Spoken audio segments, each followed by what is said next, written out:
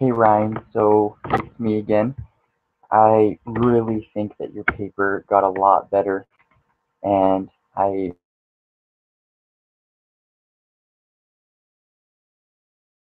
and I hope that you can too. I think that I may have misled you last week when I said that it was a good paper. Your paper was improving very much, and it still is, but there is a lot of work that can be done, and there can be with this paper. I'm sorry, my 7-month-old son is making a lot of noise playing, so hopefully you can hear me. But I think that now that the focus of your paper is a lot better, the content, paper level organization, and paragraph level, we will tackle all at once. So a lot of the content that you have is actually really well done, and used to back it up. However, there is one thing that I would like to mention, and that is, let's see here. So go ahead and pull your paper up really briefly.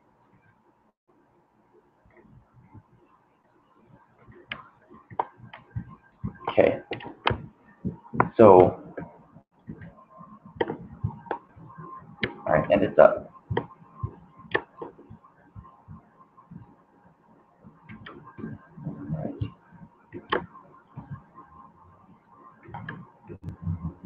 All right, so I really like the way that you made this thesis statement. It's a lot better, except for I think that you might not be trying. You're not saying what you really mean.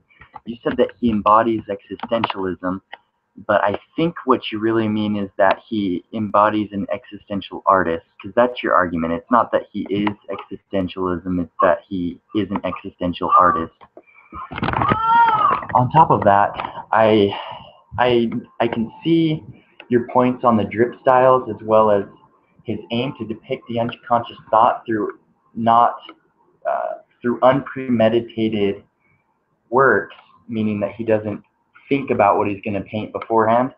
However, the chaotic themes, I don't really see an argument throughout your paper for this. So if that is an argument that you're trying to say, then that does need to be more clear in this paper. And so that's some content that you could add or that you could take out of your thesis statement. So let's keep going. So the third comment that I have here is, this is under paragraph level and paper level organization. I would say that you mention all of the attributes in the order, in your thesis, in the order that you're going to mention them in the paper. So if you're going to mention through his drip styles, chaotic themes, and aim to depict conscious thought, I would suggest that within this paragraph you mention it under the same order. So drip styles, chaotic themes, and aim to depict conscious thought, if that makes any sense to you, in the same order. That helps to organize thoughts of the reader, and it helps them to understand the order to which you're writing. Also, there needs to be some transitions linking these ideas. Like, how does this relate back to existentialism? How does this relate to the first idea, second idea, third idea, and then transitioning on to the next paragraph? So I'll let you think a little bit into how you can do that. Maybe you write some of those transitions in, and then I can comment back on those transitions that you have when you write, if you have time to revise it again for me. So the second paragraph, I have quite a bit of thought. He believed that action of the artist tapped into the subconscious. I love this. I love this. Instead of premeditated thought, the actual action of the artist without thinking is what tapped into the subconscious. So maybe explaining that action without thought, premeditated thought. Because I do know that that's what you're trying to say. And if it wasn't, then you don't have to put that. Just kind of explain what you mean. Also, you put, he merely picked up a paintbrush and started to paint. I don't think that that's something that you need to clarify. You already mentioned that in here. He does, when he starts an artwork, he spent little time deciding what he's going to paint. Did he spend little time or did he spend no time? That's my question. Because I don't really know. I'm not familiar with his work. So if he spent no time, then that would be something to mention. And if he spent little time, then is that really subconscious thought? And right here, instead of merely picking up a paintbrush and starting to paint, you might as well just leave that out. You don't have to if you think that it adds to it, but I think that you don't need to clarify that idea. It's pretty clear. And plus, I thought that he used drip style. I didn't think that he used paintbrush.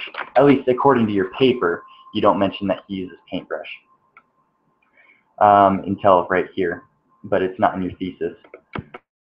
So going on, just like everything, and because it is concise.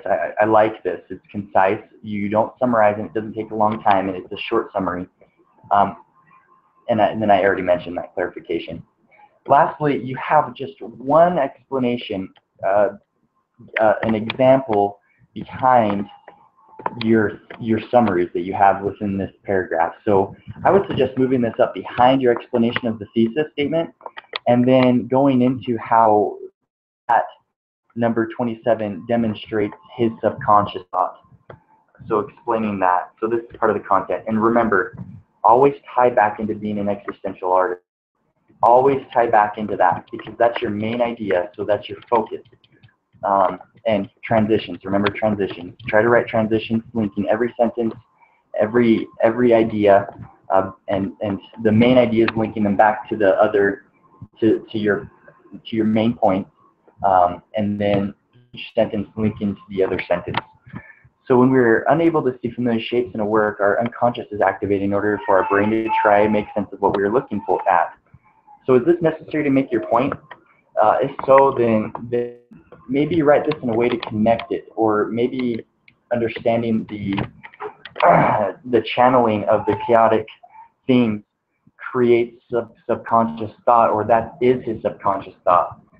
Maybe taking these out and just demonstrating a paragraph in talking about how chaotic themes help him with his subconscious thought, or demonstrates that he is an existential artist instead of subconscious thought, that he is an existential artist. And if not, then just try to take them out and explain how that is just channeling his subconscious.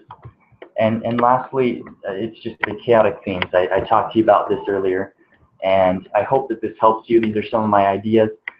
You don't have to take them for what they are. You can revise the paper in a way that you keep your same ideas, but that you make it more clear for me to understand as a reader.